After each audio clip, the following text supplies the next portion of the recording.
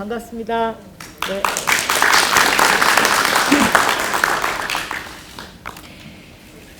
작년 11월에 2차 특구 지정 이후에 8개월여 만에 뵙게 되는데 그 8개월 동안에 정말로 너무 많은 일들이 있었습니다.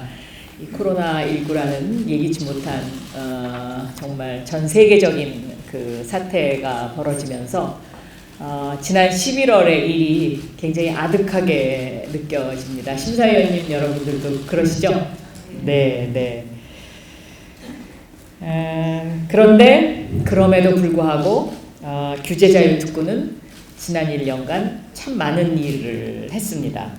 14개 특구에 총 84개 규제 특례를 허용을 했고요. 바이오, 미래교통, 정보통신, 자원에너지 등 4대 신기술 분야 231개 기업은 특구에서 혁신적인 기술과 서비스로 신사업을 창출을 하면서 유니콘 기업으로의 성장 가능성을 예고하고 있습니다. 또 올해 4월엔 특구 지정 이후에 첫 번째로 성과 평가도 있었는데요. 대다수 특구에서 기업 이전, 투자 유치, 또 공장 준공, 인력 양성 등의 구체적인 성과가 나타나고 있고요.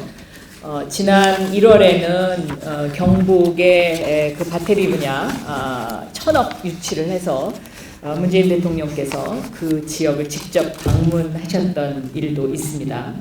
그리고 실증을 위한 준비도 착실히 이루어져서 5월부터는 강원, 세종, 전남을 시작으로 본격적인 실증이 이루어지고 있습니다.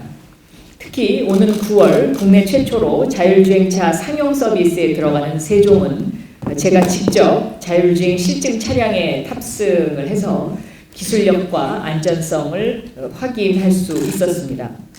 무엇보다도 중소기업이 제작한 첫 상용화 차라는 데 의미가 컸고 승차감도 아주 좋아서 자율주행차 시대가 성큼 다가섰음을 실감하게 했습니다. 최근에는 해외 수출 소식도 잇따라 이어져서 반가움을 더하고 있습니다. 전남 이모빌리티 특구 사업자인 대풍 EV 자동차는 필리핀, 베트남, 이집트 등과 3륜형 전기 이륜차 3,185만 달러, 그러니까 15,500대의 수출 계약을 체결을 해서 6월 17일 날 정세균 총리님을 모시고 수출 개시 커팅식을 개최함으로써 코로나19로 인해서 경제가 어려운 상황 속에서 지역을 넘어 국가 경제의 든든한 버팀목이 되고 있습니다.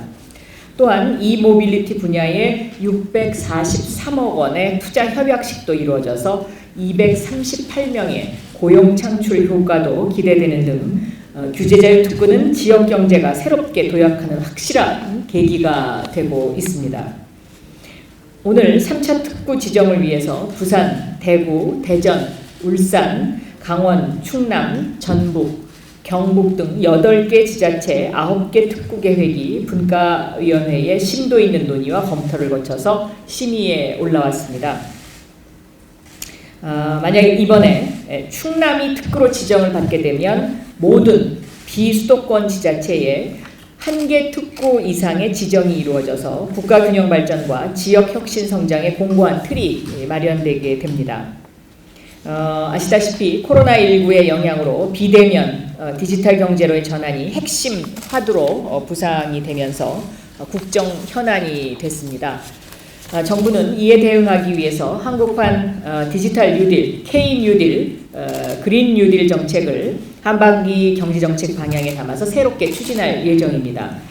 오늘 심의에 오른 9건의 안건 중에 6건도 바로 이 한국판 뉴딜, K 뉴딜을 통한 국가정책 방향과 매우 부합합니다.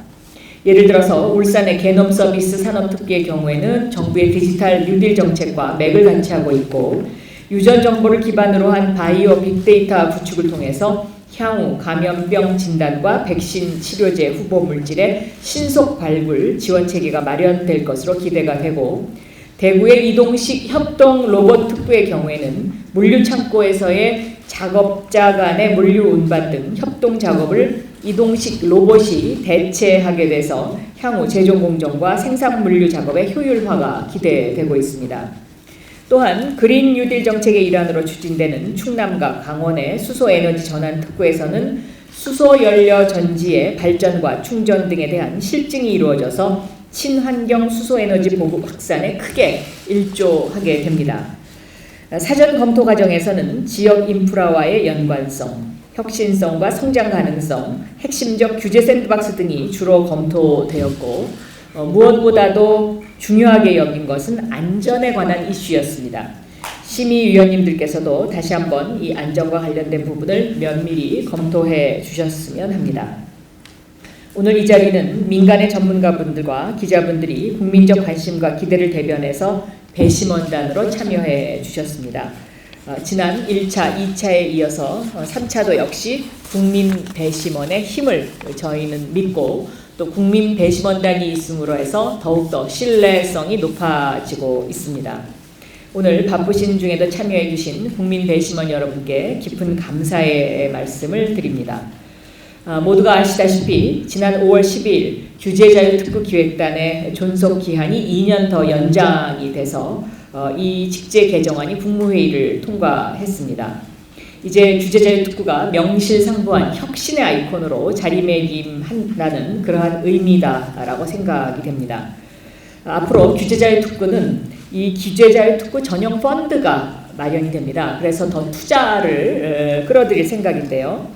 420억 원의 전용 펀드를 만들어서 정부가 240억 원 그리고 민간이 180억 원을 마련을 했습니다. 그래서 포스트 코로나 시대의 혁신을 선도하는 일에 특구가 디딤돌과 마중물 역할을 하고 또 규제자유특구의 옴부즈만을 통한 현장 점검과 사후 관리에 앞으로 좀 더 신경을 쓸 것이고 이 사후 관리 문제는 중진공과도 좀 심도 있는 논의를 할 계획으로 있습니다. 오늘 이제 이 규제자유특구에서 더 힘을 모아서 혁신 벤처와 스타트업이 차세대 유니콘으로 성장하고 스마트 대한민국의 주축이 되길 바랍니다. 지난 3주년 대국민 연설에서 문재인 대통령께서 혁신 벤처 스타트업이 주력이 되어 세계를 선도하는 디지털 강국으로 거듭나겠다라는 말씀을 강조하셨습니다. 바로 그것이 규제자유특구입니다. 감사합니다. 네.